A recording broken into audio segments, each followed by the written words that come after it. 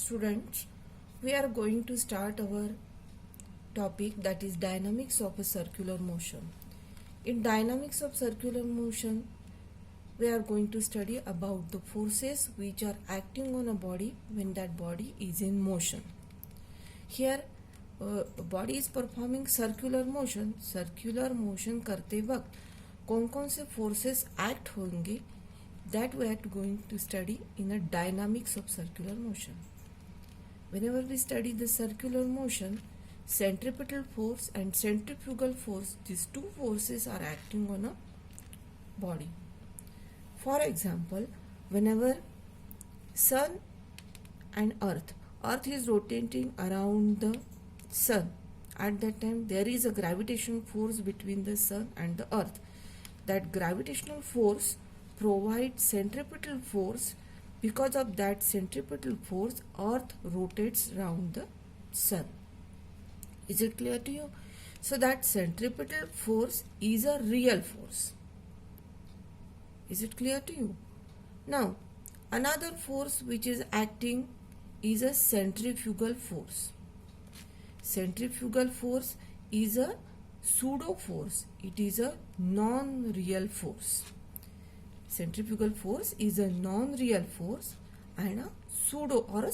It is also called as a pseudo force.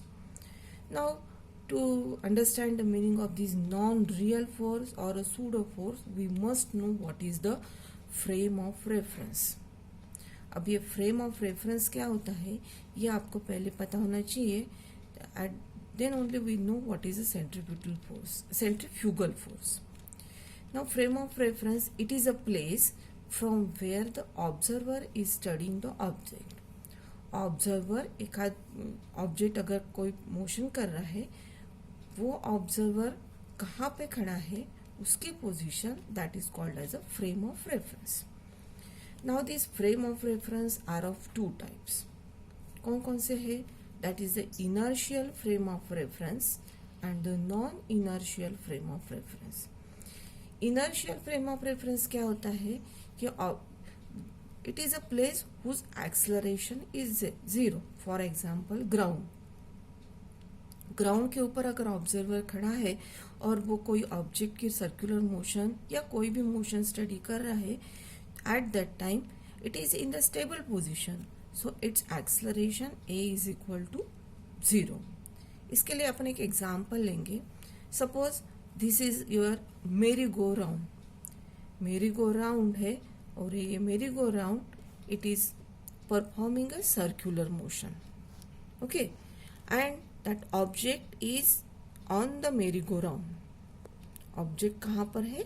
वो मेरी go round के ऊपर है. और व्हेनेवर दैट मेरी गो राउंड स्टार्ट्स,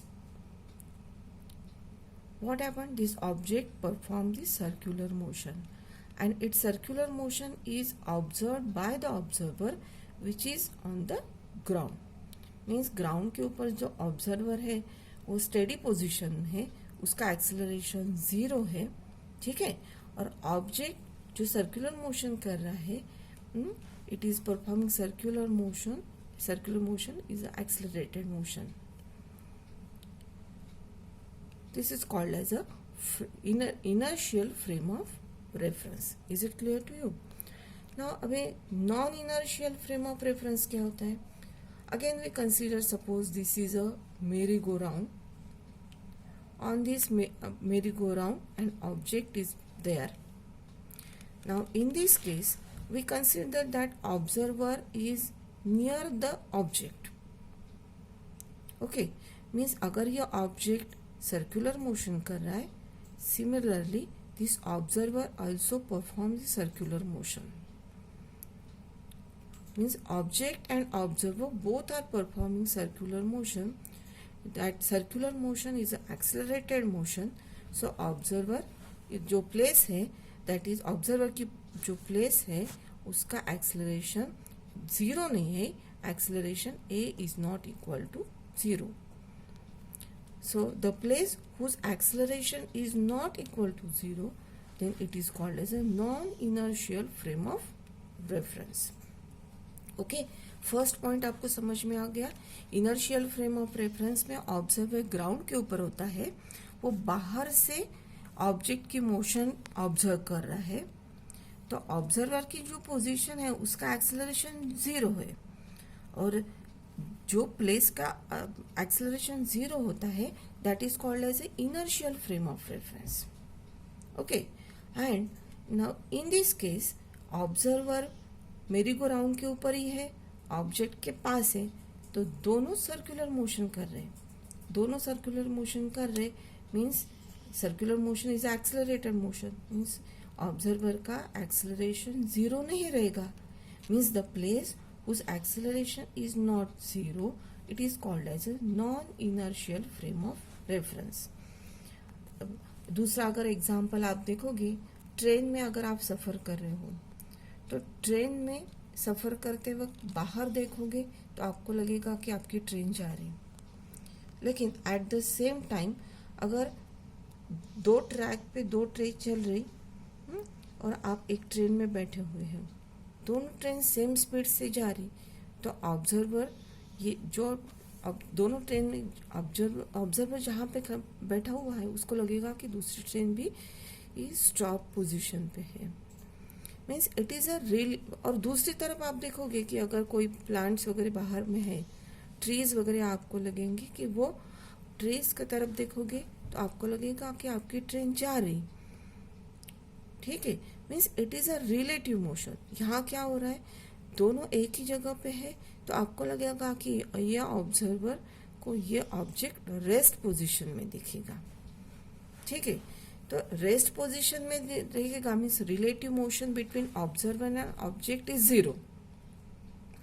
आपका ऑब्जेक्ट रेस्ट पोजीशन में लगेगा. इसीलिए न्यूटन्स के जो भी लॉज रहते हैं वो यहाँ पे in a non inertial frame of reference में वैलिड नहीं होते हैं. अगर ये न्यूटन्स के लॉज आपको उसमें वैलिड करने हैं in a non inertial frame of reference, we have to consider another force which is opting in an outward direction. To validate the Newton's laws in a non-inertial frame of reference, outward force is acting. That force is called as a centrifugal force. और ये centrifugal force कितना रहेगा, जितना कि centripetal force उसके ऊपर act होता है. Means equal and opposite force towards the centre. Is it clear to you? That is called as a centrifugal force. Now, in case of inertial frame of reference, Newton's laws valid होते हैं. Non inertial frame of reference में Newton's laws valid नहीं होते हैं.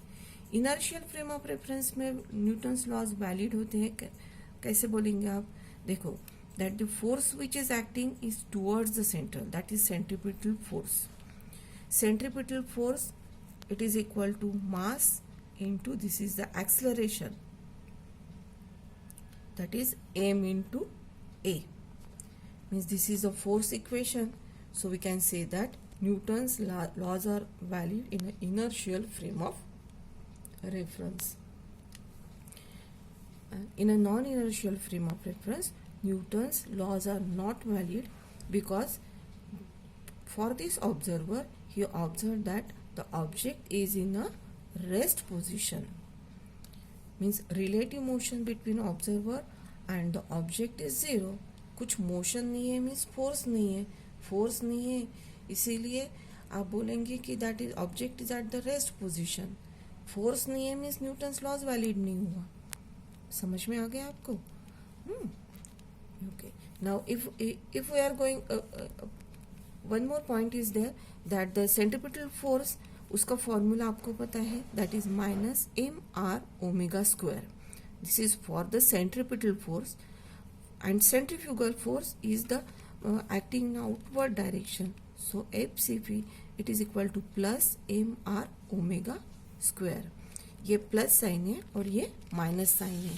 Last that is the distinguish between the centripetal force and centrifugal force. ये question इसके ऊपर आएगा तो उसके first point that is the definition of centripetal force and centrifugal force. It is a real force, it is a non-real force, and the formula. These 3 points are important to distinguish between the centripetal force and centrifugal force. Thank you.